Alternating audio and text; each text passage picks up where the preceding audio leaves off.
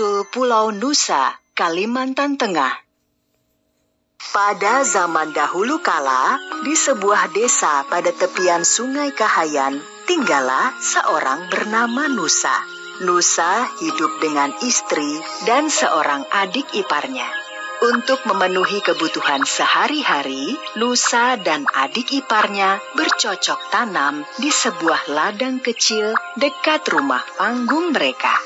Ladang yang subur dan ketekunan mereka dalam bercocok tanam menghasilkan panen yang melimpah.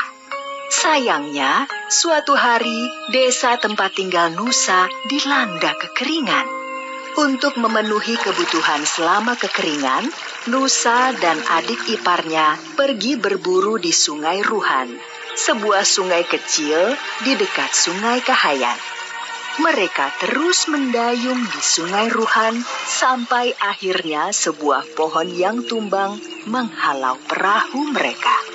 Nusa dan adik iparnya mencoba membelah kayu tersebut. Namun, hari semakin sore. Hari semakin sore dan kita belum mendapatkan hasil buruan. Lanjutkan memotong batang pohon ini. Aku akan masuk ke hutan.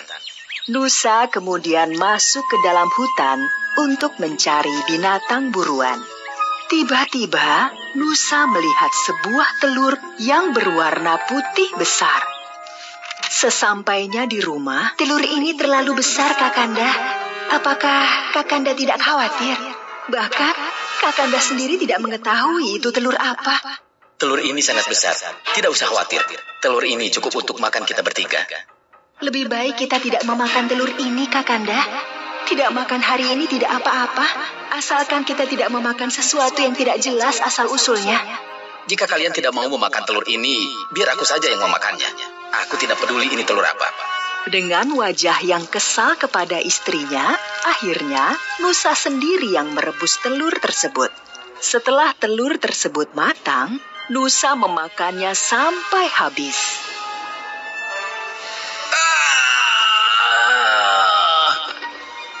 Nusa terlihat panik. Seluruh tubuhnya muncul bercak-bercak merah.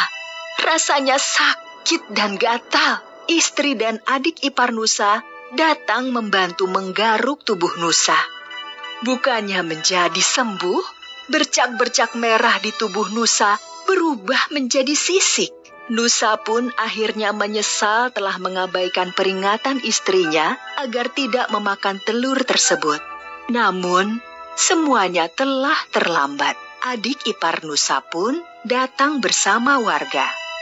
Mereka terkejut melihat tubuh Nusa telah dipenuhi sisik dari dada sampai kaki. Karena tubuhnya yang semakin membesar, Nusa kemudian dibawa ke halaman. Tubuhku panas sekali. Tolong masukkan aku ke dalam sungai. Adik ipar dan para warga desa membantu mendorong tubuh Nusa masuk ke dalam Sungai Kahayan yang sedang mengering. Istri Nusa hanya memandanginya dengan tatapan sedih.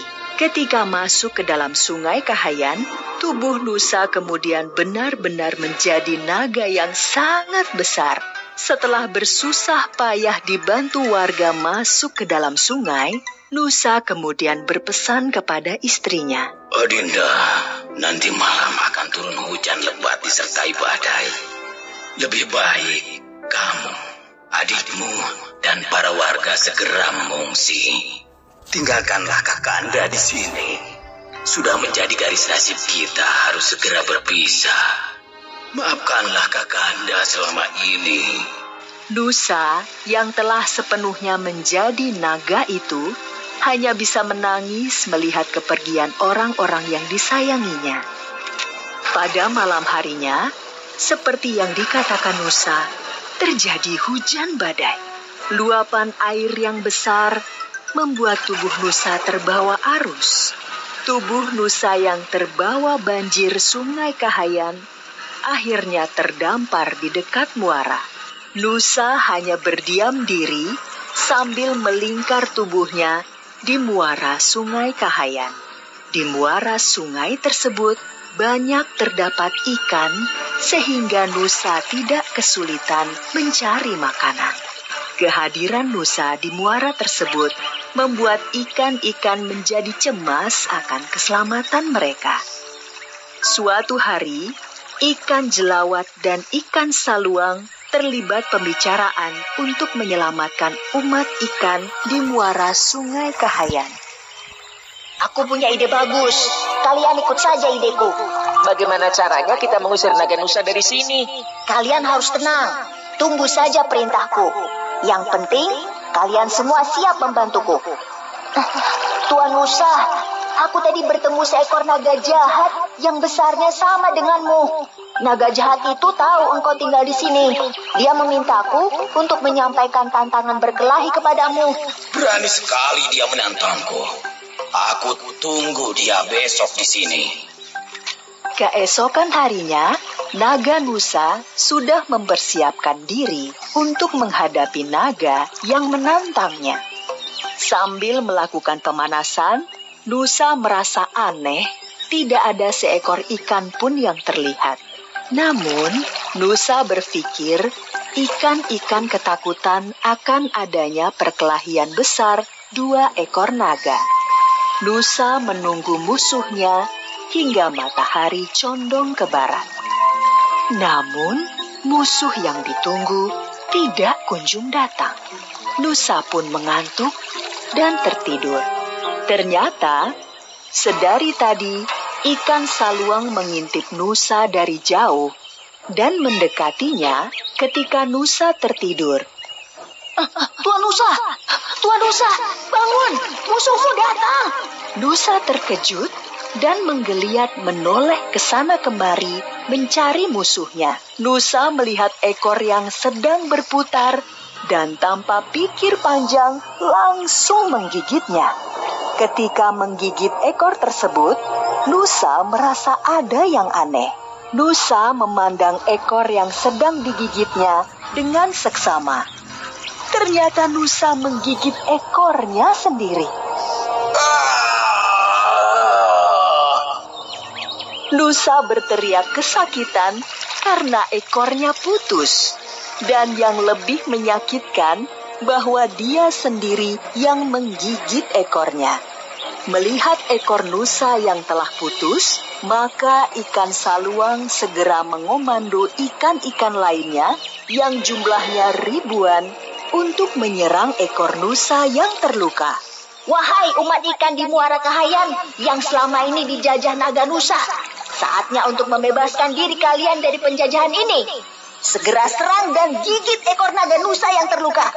Dengan serentak, ribuan ikan dari berbagai jenis menyerang ekor naga yang terluka. Naga Nusa lari ke sana kemari menyelamatkan ekornya. Naga akhirnya kelelahan dan tidak sanggup lagi untuk lari. Jumlah ikan yang mengerubuti ekornya semakin banyak. Nusa hanya bisa berdiri sambil kelelahan.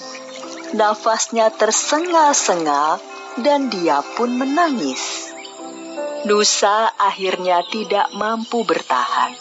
Tubuhnya ambruk dan tidak bergerak lagi. Naga Nusa yang perkasa itu akhirnya mati. Ikan-ikan terus memakan tubuh Nusa hingga hanya menyisakan tulang-tulangnya. Kerangka naga Nusa itu akhirnya ditumbuhi berbagai tanaman, dari semak belukar hingga pepohonan. Akhirnya, lama-kelamaan, kerangka Nusa menjadi sebuah pulau. Pulau tersebut kemudian dikenal dengan nama Pulau Nusa. Letaknya di aliran Sungai Kahayan, Kabupaten Pulang Pisau, Kalimantan Tengah.